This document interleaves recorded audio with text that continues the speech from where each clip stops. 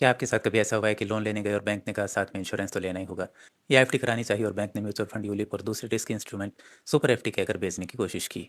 असल में बैंक काफी समय से लोगों के भरोसे और मजबूरी का फायदा उठाकर मिस सेलिंग कर रहे थे। Recently I came across A documentary titled miss sold and it was an eye opener. It was deeply painful to hear the experiences of people, particularly from vulnerable sections like retired persons and farmers. पर अब 1 जनवरी 2027 से बैंकों के लिए ऐसा करना आसान नहीं होगा. Because on June 15th, RBI has issued Second Amendment directions on responsible business conduct which are applicable to all banks, NBFCs and housing finance companies. So let's understand it step by step. First, what is mis-selling? Sale of product service जो customer profile के हिसाब से appropriate या suitable नहीं है, incomplete, incorrect और misleading information के साथ बेचना without explicit consent.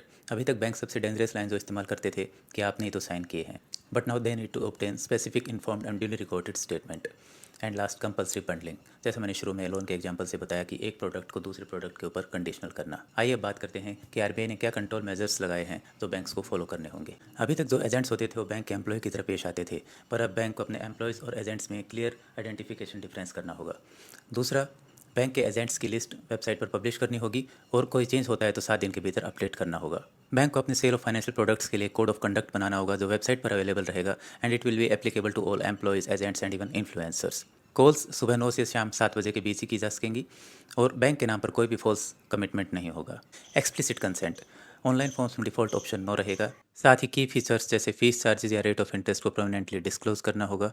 Then product suitability check also as per customer profile according to age, income, financial literacy and risk tolerance level, and no compulsory bundling like loan and insurance.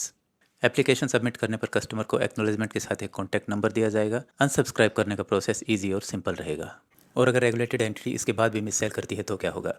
Customer will be entitled for full refund if it is established that violation has happened.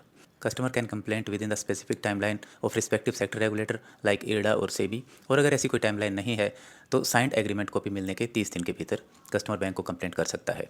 Bank की internal policy के हिसाब से customer को compensation का भी right होगा और अगर उसकी कंप्लेंट रिजॉल्व नहीं होती है तो कस्टमर बैंकिंग ओम्बड्समैन के पास आ सकता है. वीडियो अच्छा लगा हो तो लाइक करें और फैमिली और फ्रेंड्स के साथ शेयर करें.